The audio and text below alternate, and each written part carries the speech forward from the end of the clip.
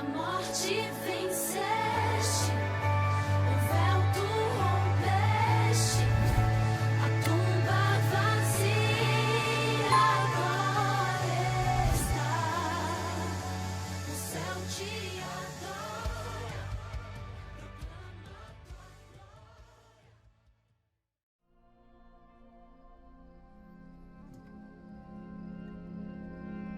proclama tua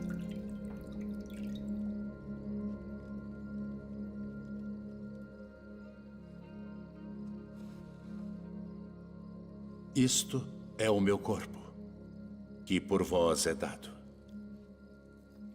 Fazei isto em memória de mim.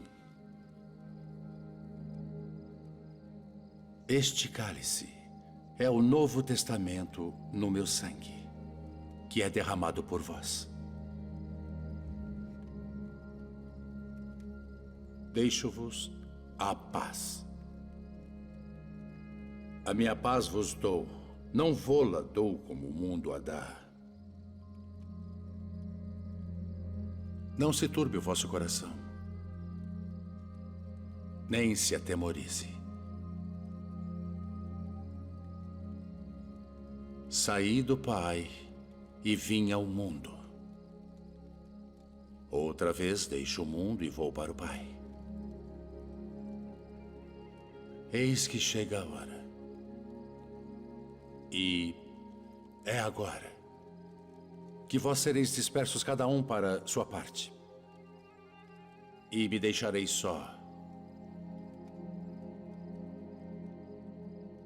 Mas não estou só, porque o Pai está comigo.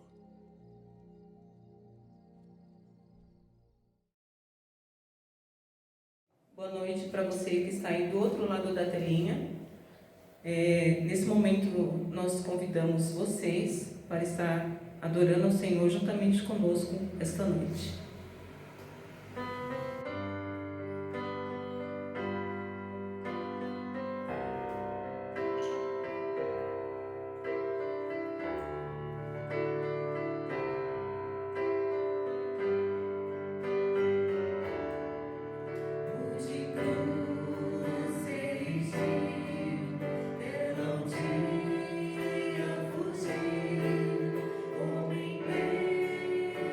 te ver.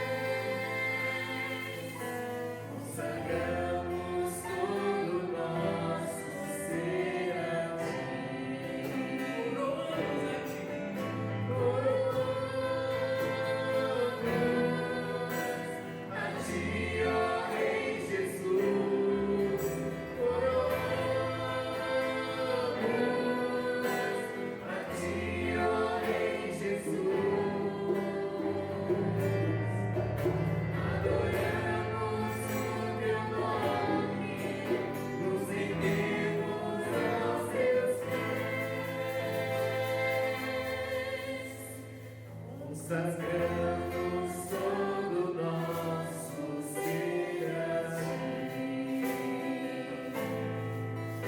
Consagramos todo nosso ser a ti. Consagramos todo nosso ser a ti.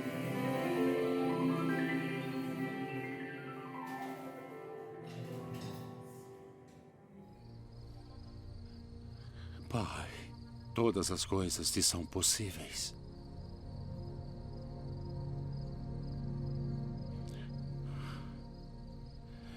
Afasta de mim este cálice.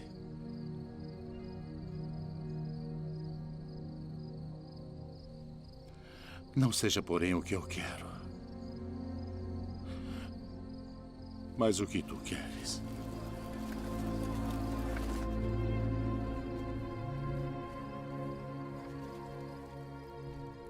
Mestre.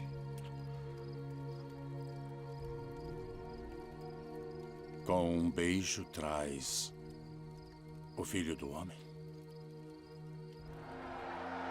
Que farei então de Jesus, que é chamado o Cristo? Crucificai-o! Crucificai-o!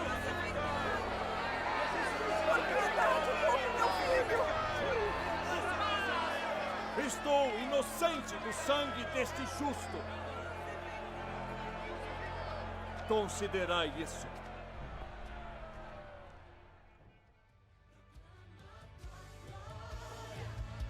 Pois ressuscitaste, vivo estás.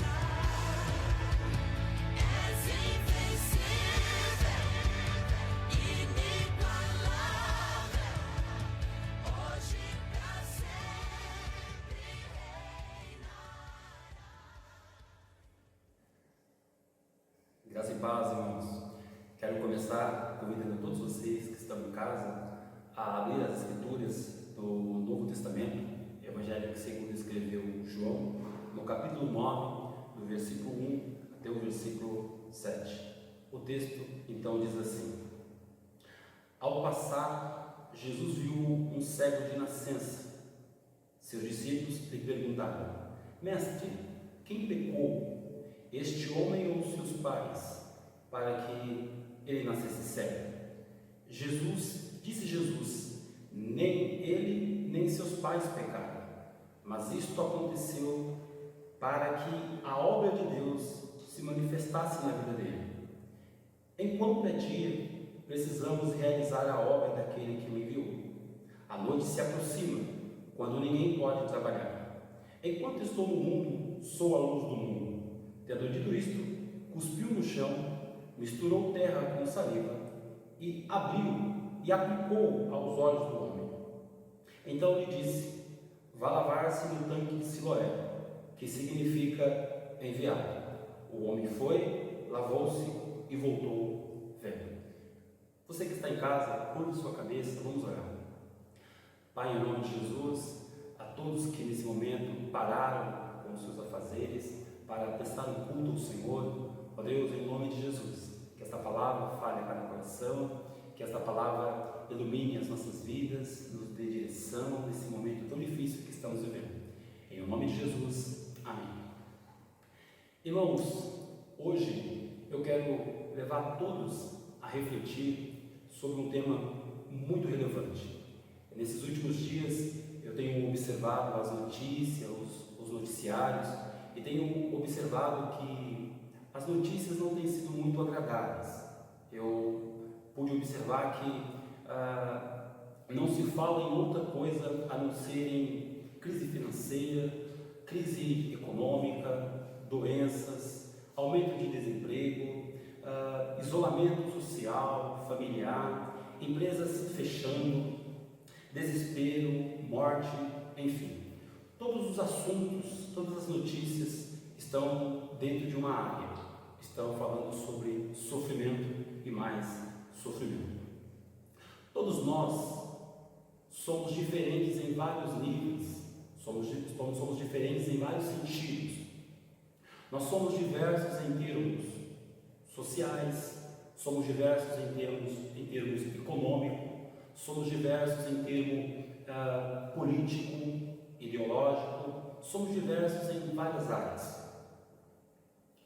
Porém, há uma área da vida que nós não somos diversos. Há uma área da vida que todos nós somos iguais. Qual é esta área? A área do sofrimento. Esta é uma área que todos nós somos iguais. Todos nós, diante do sofrimento, não existe ninguém que não sofra. Por quê? Porque o sofrimento ele é inerente ao ser humano. O sofrimento ele é uma condição humana. Um doutor da igreja, chamado Santo Agostinho, certa feita, ele disse a seguinte frase, que Deus não teve nenhum filho que não sofreu. Deus só teve um filho que não pecou, mas não teve nenhum filho que não sofreu. Hoje, então, eu quero falar com todos vocês sobre o sofrimento e com o seguinte tema: é possível o sofrimento ser uma bênção? Então, este é o tema que eu separei a falar ao coração de todos vocês. É possível o sofrimento ser uma bênção? Resolvi falar desse tema considerando aí todo esse momento que estamos vivendo e também as notícias que levantei, que vocês em casa estão ouvindo diariamente, de acordo com os reflexos dessa pandemia do Covid-19. Eu pensei em tratar esse assunto com todos. Quero começar dizendo que não existem explicações claras e objetivas para o sofrimento. Mas fato é que a Bíblia ela fala sobre o sofrimento e dá a nós algumas orientações. Por isso eu quero chamar a sua atenção para exatamente essas orientações. No Brasil, em especial, nós temos uma pregação sobre o sofrimento, uma pregação equivocada e errada sobre o sofrimento, e que essa pregação ela se difundiu por muito tempo, e ainda existe essa pregação no meio, principalmente no meio neopentecostal. Essa pregação que diz que o cristão verdadeiro não sofre.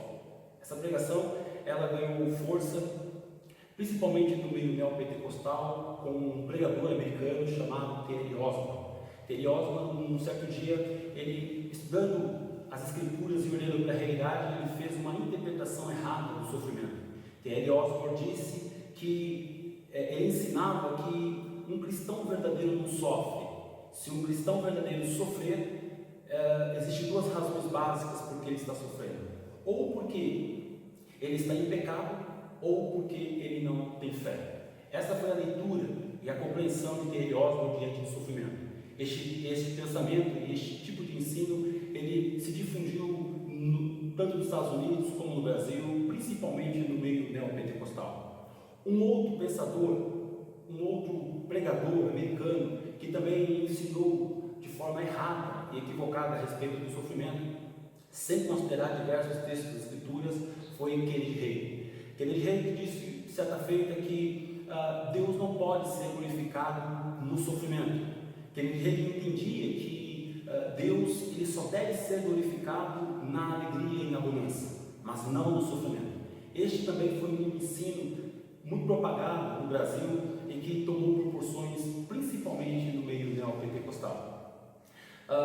Graças a Deus que grandes homens, pensadores, teólogos, estudiosos pensaram sobre essa questão do sofrimento. Dentre eles nós temos o pastor genial Leonardo Ravenhill. Leonardo Ravenhill pensou sobre a questão do sofrimento e também deu uma resposta ao sofrimento.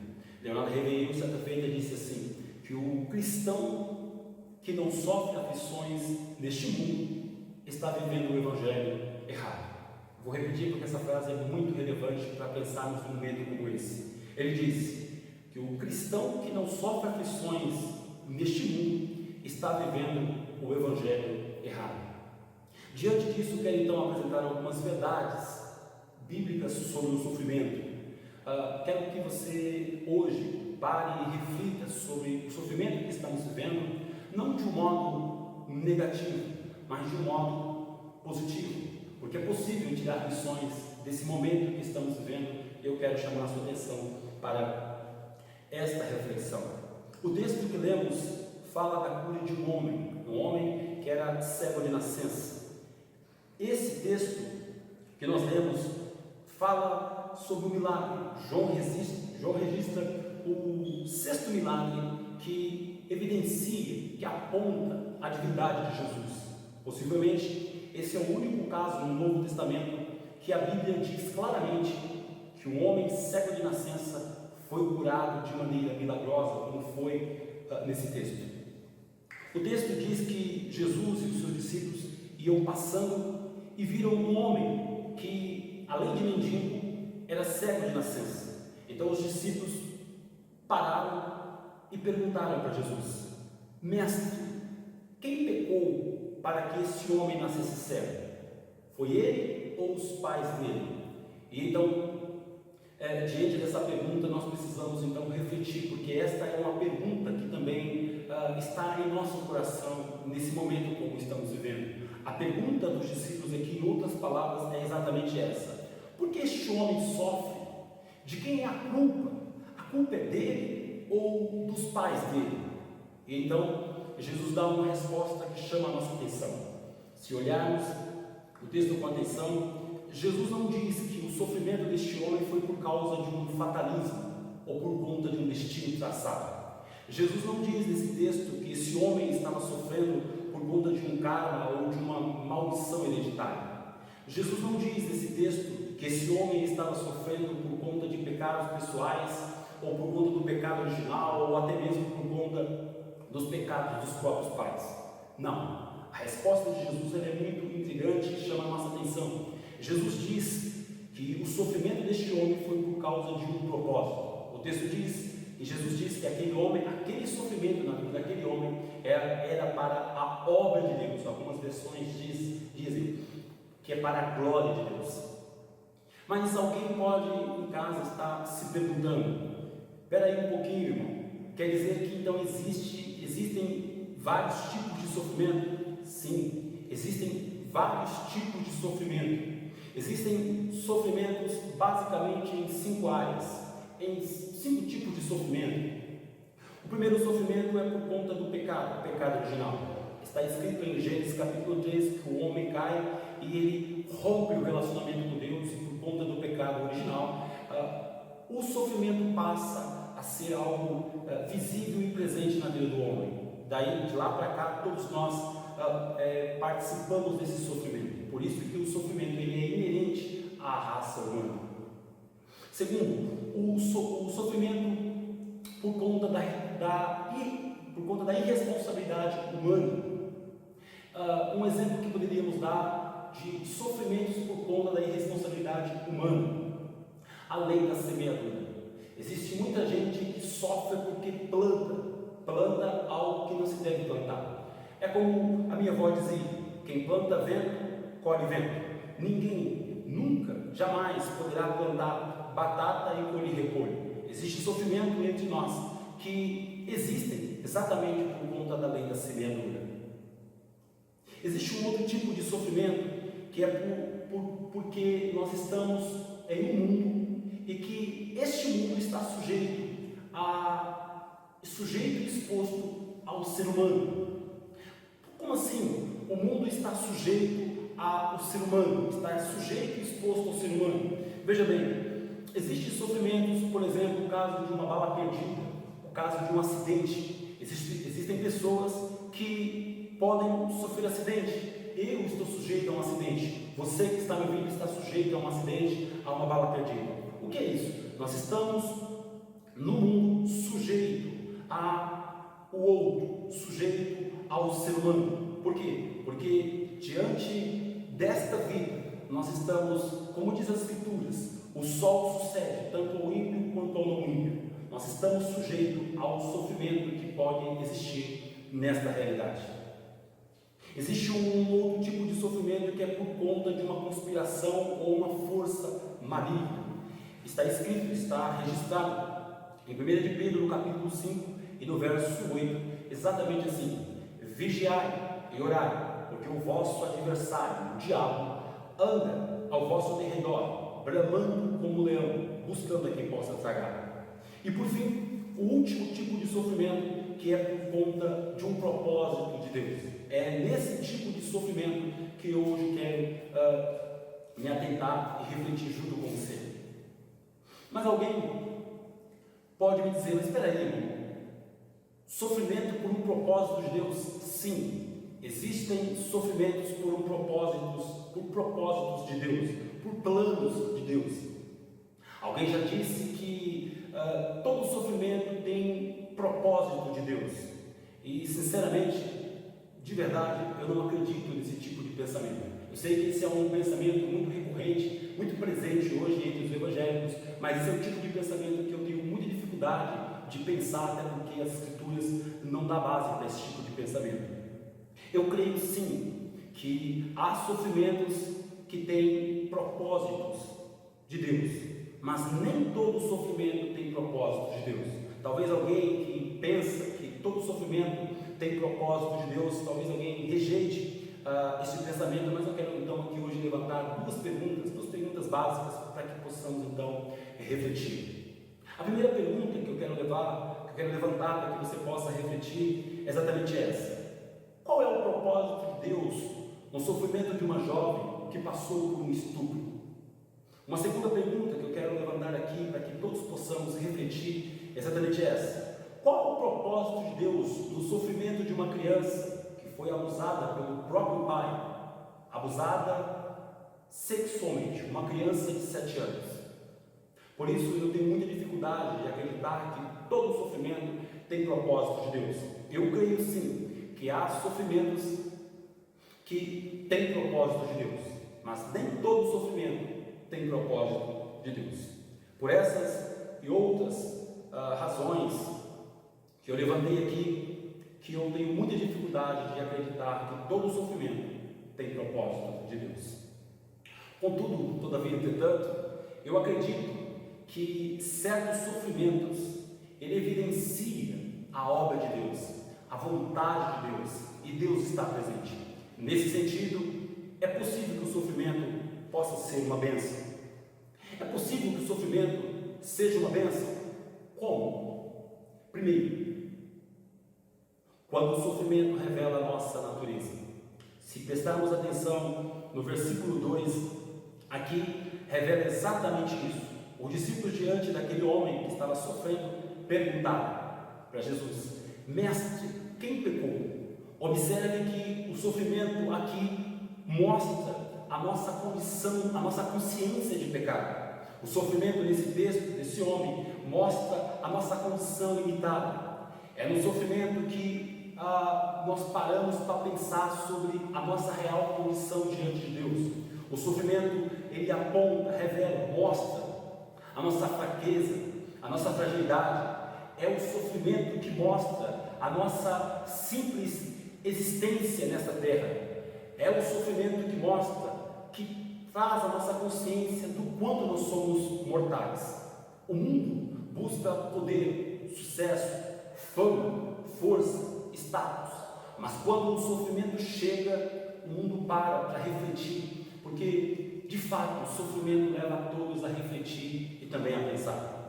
O mundo então sem sofrimento não reflete sobre a sua condição mortal. E por isso muitos que se acham super-heróis, eles só estão nessa condição, só pensam do modo como pensam, porque o sofrimento ainda não chegou a eles.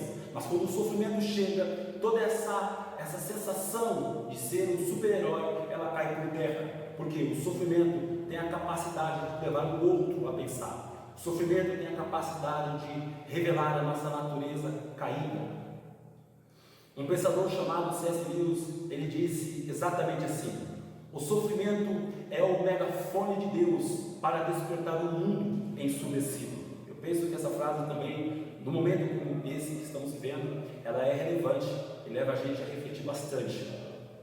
C.S. Lewis diz: o sofrimento é o megafone de Deus para despertar o mundo ensurdecido.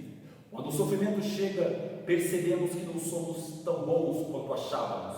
Quando o sofrimento chega, nós percebemos que não somos tão fortes quanto pensávamos.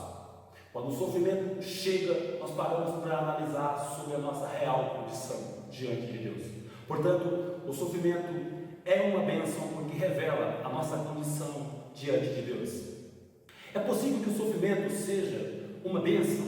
Como? Segundo, quando o sofrimento é uma escola. Se lermos com atenção o verso 3, Jesus diz que aquele homem estava sofrendo, aquele homem estava naquele sofrimento para manifestar a obra de Deus. Algumas versões então diz a glória de Deus. Os discípulos aqui então pararam para prestar atenção nessa fala de Jesus e aprenderam a maior lição. Qual foi a lição? A lição é para todos nós também. Na escola comum, primeiro nós aprendemos a lição, depois nós nos submetemos à prova. Na escola da vida acontece totalmente ao contrário. Na escola da vida, primeiro nós passamos pela prova e depois paramos para prestar atenção na lição. O Salmo 119, o verso 71, o salmista Davi, ele diz que foi bom passar por aflição, sofrimento, antes de aprender os decretos de Deus. Spurgeon, quando leu esta passagem, o Salmo 119 e o verso 71, ele que também falou muito sobre o sofrimento. Spurgeon, o príncipe dos pregadores, ele comentou esse texto da seguinte forma: ele disse: pouco se tem aprendido nos dias de sofrimento e aflição. Para sermos bons alunos, temos que ser bons sofredores. Em Hebreus capítulo 5 e o verso 8, a Bíblia diz que até Jesus não foi poupado da escola do sofrimento. Nem mesmo Jesus ficou de lado do sofrimento. Ele também passou pelo sofrimento. E isso está registrado em Hebreus capítulo 5 e o verso 8. Lendo essa passagem de Hebreus 5 e o verso 8, Augusto Cury, ele também refletiu sobre o sofrimento de Jesus. Ele disse as seguintes palavras: que o sofrimento, de certo modo, é pedagógico. E ele é pedagógico para quem aprende. Ele é pedagógico para quem aprende e tira lições. Augusto Cury disse que o sofrimento ele pode construir, assim como aquele que não sabe lidar com o sofrimento, ele pode se destruir. Então o sofrimento tem esse caráter. Ele pode, de certo modo, ele construir. Da mesma maneira, se você não souber lidar com o sofrimento, ele pode lhe destruir. Então aqui eu quero levantar algumas perguntas para que todos nós possamos pensar. Qual é o seu comportamento diante desse sofrimento que estamos vivendo hoje? Que tipo de postura que você tem tomado diante desta pandemia que estamos vivendo, diante de todas essas informações e notícias ruins que nós estamos tendo, diante do desemprego, diante da enfermidade, diante desse número de mortes? Qual tem sido a sua postura? É uma postura cristã de desespero ou é uma postura de testemunho por acreditar no caráter de Deus? Esta é uma pergunta muito relevante nesse momento que estamos vivendo para pensarmos qual tem sido a nossa postura diante de Deus. Eu me lembro de um evento, uma experiência que me levou a pensar bastante sobre o sofrimento. Eu trabalhava no Tatuapé e íamos acompanhar com alguns irmãos e algumas irmãs. Eu fiz amizade com uma irmã e por muito tempo aquela irmã se apresentou entre nós com alegria, com educação, com amor, com gentileza. E eu sempre admirei aquela irmã pelo comportamento e pela postura.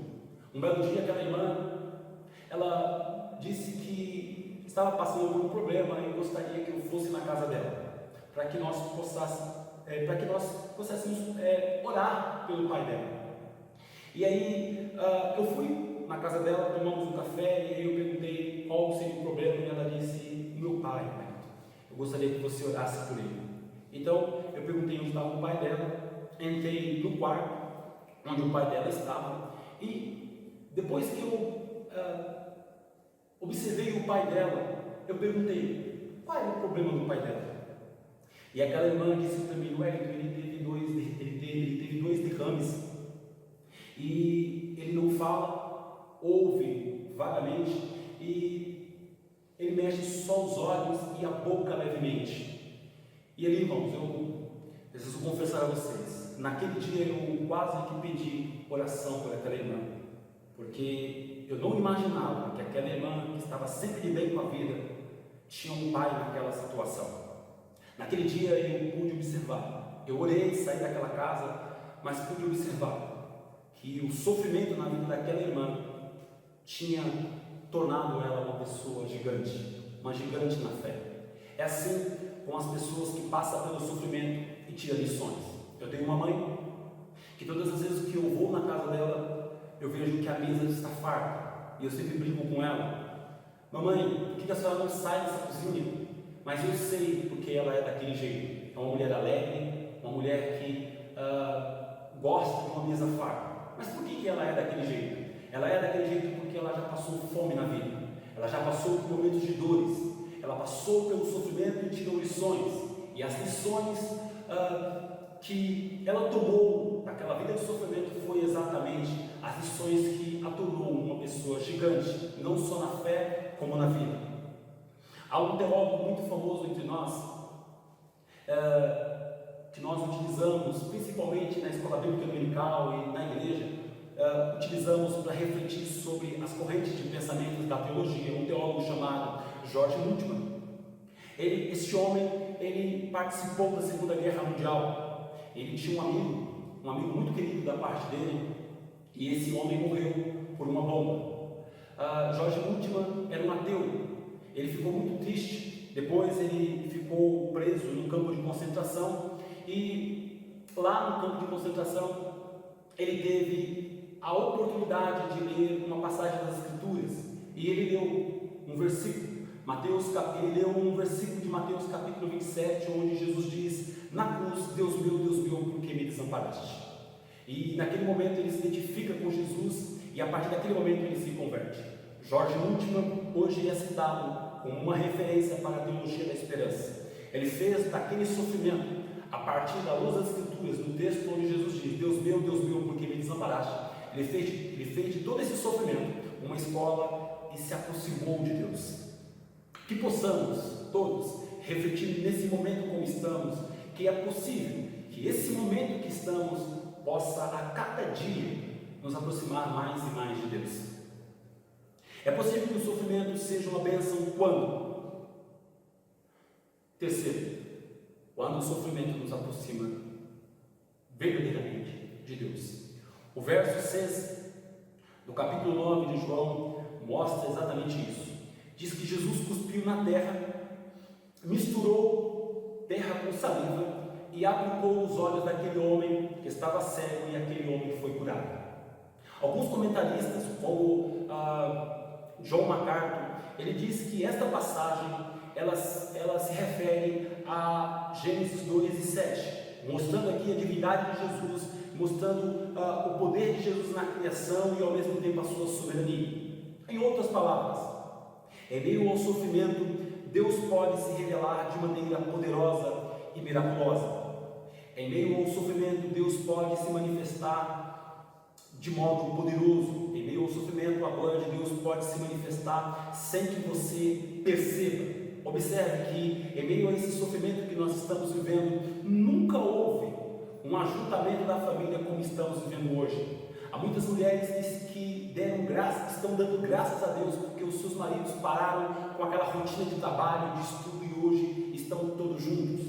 É no sofrimento desse que estamos vivendo que os filhos olham os olhos dos pais, porque agora ele pode estar próximo dos pais e pedir perdão. É num momento como esse de sofrimento que a família olha para cada componente da família e passa a refletir sobre o que eles estavam vivendo e sobre o que eles estavam fazendo. Por isso, nesse sofrimento nós precisamos aprender que uma vida só de trabalho, uma vida só de estudo, não é necessariamente o que Deus quer para nós. Nesse momento de sofrimento nós temos que parar e pensar nessas lições.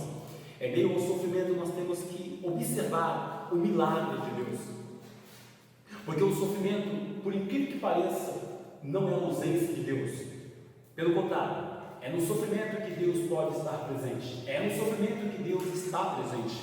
A dor não é sinal de que Deus te abandonou. Eu não sei se agora, nesse momento, você está no hospital, se você está doente, se você está sofrendo por algum mal, mas eu quero deixar essa palavra no seu coração. É no momento do sofrimento como nós estamos vivendo, é no momento da dor, é no momento de uma enfermidade, que Deus, Ele é glorificado e Ele pode se manifestar de maneira poderosa e miraculosa.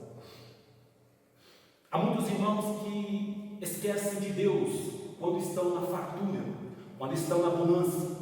Por isso, meus queridos, eu não sei se você que está me ouvindo tem esse tipo de postura. Quando está na bonança, se esquece de Deus.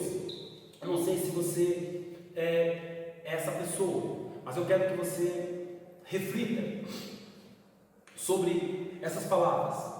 Para alguns que se esquecem de Deus no momento da bonança, todo esse sofrimento me leva a entender que alguns irão se aproximar de Deus, e esse sofrimento é ferramenta de Deus para que alguns se acertem, para que alguns se firmem nos passos do Senhor. Por isso, se você é essa pessoa que não tinha tempo para Deus, mas agora você está tendo tempo para Deus, prepare os lombos, porque é possível que Deus intensifique o sofrimento para que você fique firme na presença do Senhor. Porque em meio ao sofrimento, nós paramos para orar, nós paramos para refletir, paramos para ler as Escrituras. Nesta época que estamos vivendo, eu ouvi toda a nação falar de jejum, falar de consagração. É possível que no sofrimento muitos se voltem para Deus e parem e prestem atenção sobre as suas vidas espirituais. É possível o sofrimento ser uma bênção? Como? Quarto, quando o sofrimento põe os nossos olhos na eternidade. No versículo 35 até o versículo 39, o ex-cego diante de Jesus o adora, e Jesus diz que a sua missão era fazer as pessoas enxergarem. Quando estamos em meio ao sofrimento, paramos para pensar não apenas em nós, mas paramos para pensar também no reino de Deus. Por isso, eu quero que você reflita sobre isso que eu vou te falar agora. O sofrimento coloca todos, tanto eu quanto você, todos, de joelho. O sofrimento faz com que os nossos olhos procurem o céu. O sofrimento quebranta os orgulhosos. O sofrimento quebranta os vaidosos. O sofrimento quebranta os prepotentes, os arrogantes, os exaltados. Por quê? Porque é no sofrimento que paramos para pedir perdão. É no sofrimento que muitos param para refletir sobre a sua vida e sobre o seu comportamento, de como ele estava na presença de Deus. Por isso, meus irmãos, Deus usa o sofrimento para os seus próprios propósitos, e isso está registrado em todas as Escrituras. Por exemplo, Romanos capítulo 5 e o verso 3 diz que o sofrimento produz perseverança. Hebreus capítulo 12 e o verso 11 diz que o sofrimento produz maturidade. Romanos capítulo 8 e o verso 28 diz que o sofrimento contribui para os propósitos de Deus. O Salmo 30 e o verso 5 diz que o sofrimento vem, quando depois do sofrimento vem a alegria. 2 Coríntios capítulo 4 e o verso 17 diz que o sofrimento produz glória. Apocalipse 21 e o verso 4 diz que depois do sofrimento Deus nos consola. Aqui é Deus nos consolando na eternidade. Essa é a promessa, que um dia tudo isso irá acabar e Deus irá secar toda lágrima dos nossos olhos.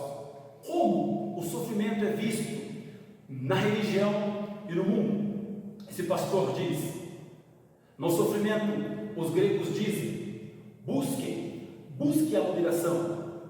No sofrimento os romanos dizem, seja forte.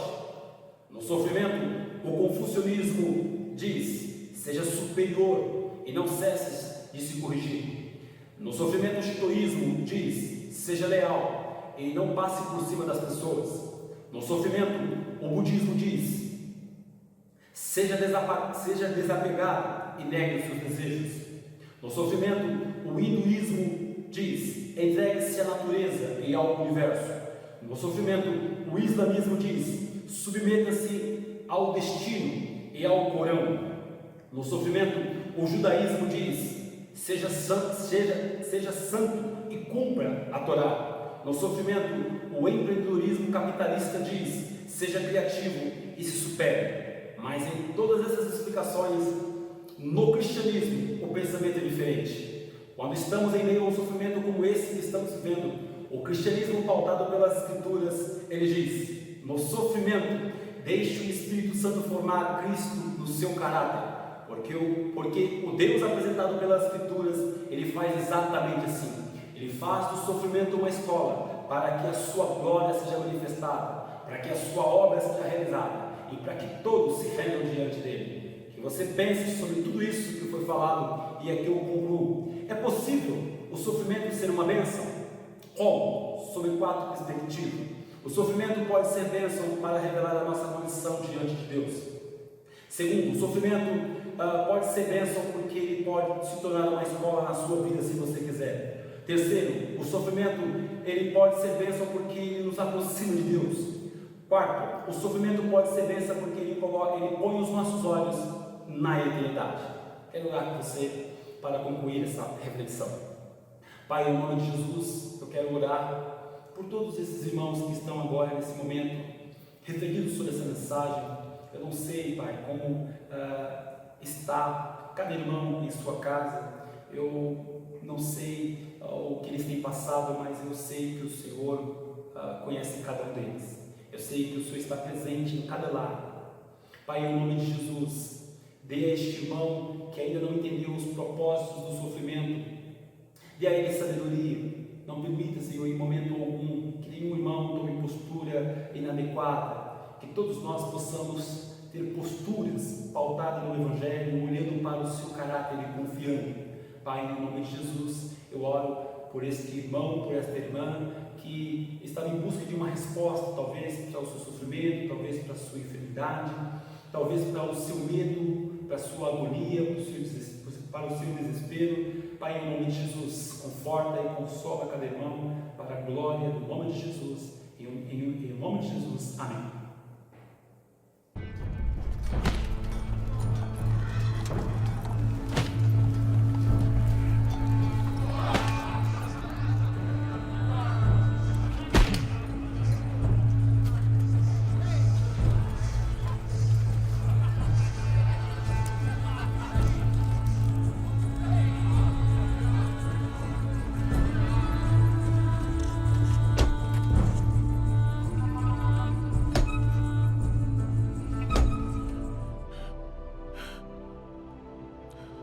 Nas tuas mãos entrego o meu espírito.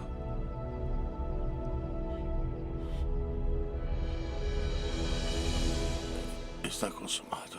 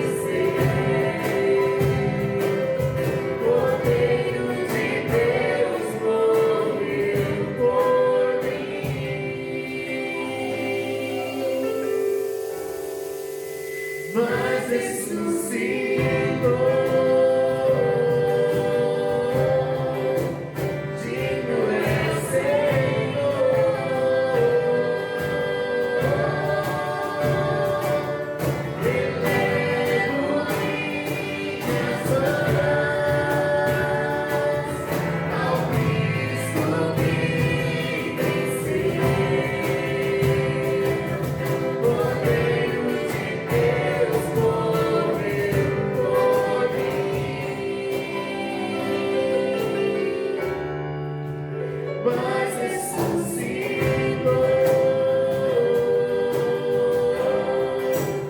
Digno é o Senhor, mas ressuscitou. Digno é o Senhor.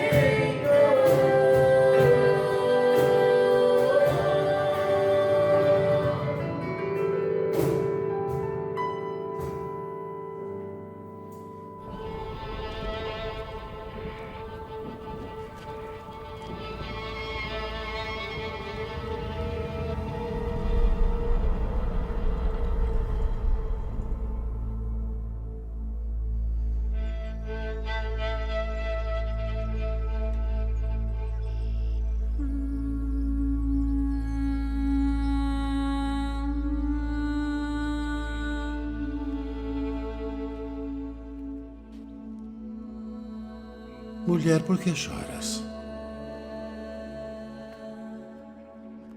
Maria, Rabboni, não me detenhas, porque ainda não subi para o meu pai.